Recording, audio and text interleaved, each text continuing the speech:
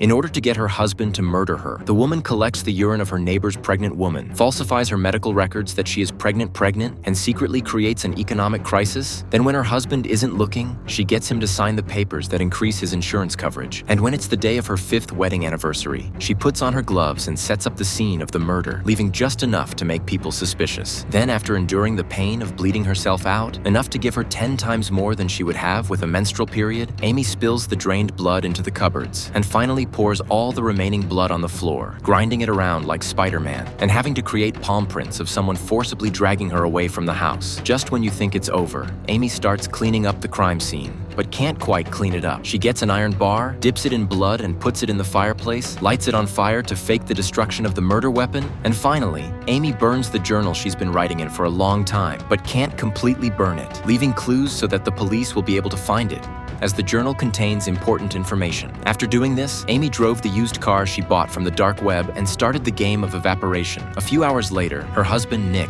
had just returned home and found broken furniture. Looking at the scene with signs of a fight, he immediately called the police, and Detective Bonnie soon found bloodstains from the cupboards and found that Amy is not only a Bachelor of Arts from Harvard, but also a psychology lecturer at Yale University. More surprising to Detective Bonnie, it turns out that Amy is the writer she has long admired. And then, Nick was brought back to the police station by the police, and his blood and fingerprints were extracted, and the next step would be to track Amy's cell phone and credit card. Bonnie started to question Nick. Nick said that they just moved back from New York for more than a year, and Amy didn't have any friends here, which surprised Bonnie. And what made her feel most speechless was that Nick, who had been married for many years, didn't even know Amy's blood type. And since Amy had a certain degree of popularity, the police decided to hold a press conference. Faced with many reporters, Nick briefly talked about the situation and stood to the side in a hasty manner. But during the photo shoot, he leaned on Amy's picture and laughed inexplicably.